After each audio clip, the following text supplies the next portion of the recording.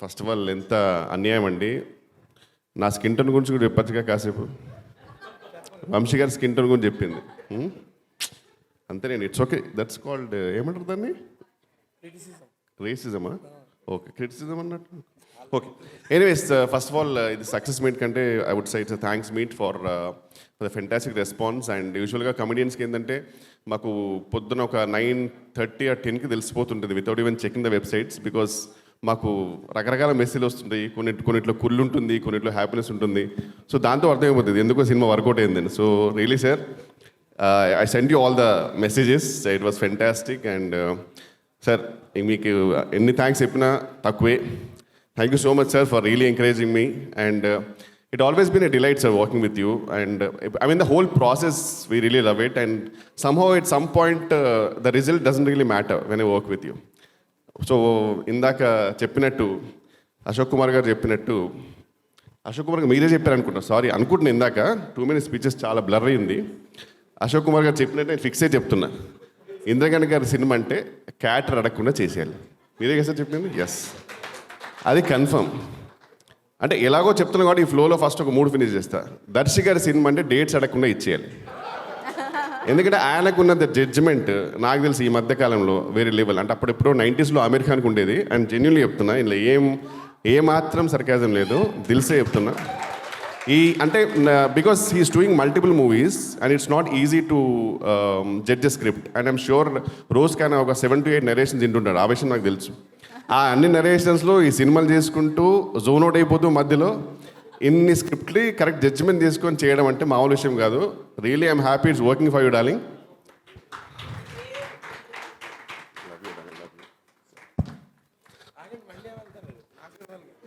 Okay, అయ్యయ్యో ఇక్కడేమన్నాడు hug పాపము. హగ్గుతో పాటు కిస్ కూడా. అదేంటి? ఓకే, అంటే ఎవరు తీస్తున్నారు అనుకోండి, ఎవరు తీయట్లే. ఓకే, ఇలా నిల్చున్నప్పుడు తీయచ్చుగా, ఎంతసేపు వెయిట్ చేస్తుంటే.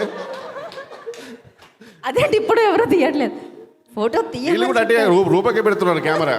ఏంటి అందంగా ఉన్నావు, అంత అందంగా ఉన్నావు ఇవాళ. అబ్బో, ఓహో మీ టీమా? ఓ తెచ్చుకున్నారు. నువ్వు క్యారియన్ కూర్చో. అండ్ అలాగే ఇప్పుడు ఆఫ్కోర్స్ ఇంద్రగణ్ గారి సినిమా క్యాట్ అడగకుండా చేసేయాలి, దర్శి గారి సినిమా డేట్స్ అడగకుండా చేసేయాలి. అలాగే శివలంక గారు ప్రసాద్ సినిమా మాత్రం జస్ట్ కళ్ళు మూసుకుని చేసేయాలి అంతే. Because fantastic run and fantastic judgement sir. First of all thank you so much for this lovely role.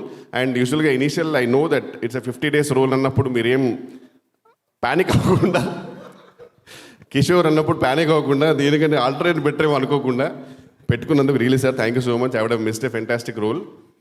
And really grateful మీ అందరికీ. అండ్ పీజీ వింద గారి గురించి చెప్పేంత స్థానం నాకు లేదు. ఎందుకంటే ఆయన he's one of the rare cinematographer who goes with the genre. Just because ఒక జానర్ ఇలా ఉంది కదా అయినా సరే నేను జిమ్ పెడతాను, ఇక్కడ నుంచి వెళ్తాను కాకుండా he genuinely works on it. Is a proper creative cinematographer. Really sir అన్న, really love you so much. And Srinivas Avasarala గురించి కూడా యాక్చువల్లీ చెప్పేంత లేదు నాకు ఫ్రాంక్లీ. ఎందుకంటే ఆయన ఇప్పుడు ఏ రేంజ్లో ఉన్నాడంటే, తెలుగు సినిమాలో ఏ సినిమాలో డైలాగ్ బాగున్నా నాకు ఎందుకో ఇది శ్రీనివాస్ అవసరాలే రాశాడేమో అనే రేంజ్కి దిగిపోయాడు. ఇంకా ఆయనకి ఈ doesn't need to get any validation. వాళ్ళందరూ ఫిక్స్ అయిపోయారు డైలాగ్ బాగుంటే ఈ డైలాగ్ అయితే నాకు ఎందుకో శ్రీనివాస్. ఆయన ఎందుకు వచ్చారా ఇక్కడికి చెప్పలేము రా. ఒక్కోసారి అప్పుడప్పుడు కలుస్తుంటారు, ఒకటి వదులుతాడు, వాళ్ళది వాడుకుంటారు. ఆ రేంజ్కి ఎదిగారు sir. Congratulation darling, really what is journey. And Rupa గారి గురించి చెప్పాలంటే అందమైన రూపముతో పాటు అభినయము, and she's a versatile actress. కొంచెం బాగా కాన్షియస్ అవున లుక్స్, కానీ అదొక్కటి తీసేస్తే కనుక అసలు వేరే level.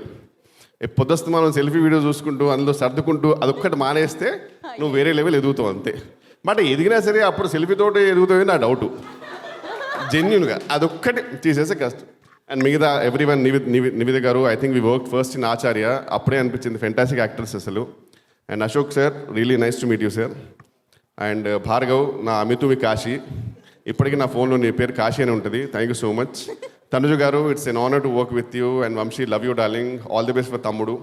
And the whole direction department అందరికీ please genuinely extremely grateful for all the support. And ముఖ్యంగా సురేష్ గారు, సార్ మీరు ఫీల్ అవ్వకూడదు మరి. సురేష్ గారు సార్ ఒకటే నేను అంటే ఏం చెప్తున్నాను సార్, మీరు ఒక తండ్రి లాంటి వారు. కానీ ఏదైనా సరే మంచికి and genuinely love you sir. మీరు లేకపోతే ఇన్ని డేస్ ఎస్పెషల్లీ ద నోటల్ టెర్రస్ ఎపిసోడ్ అనేది అయ్యేది కాదు.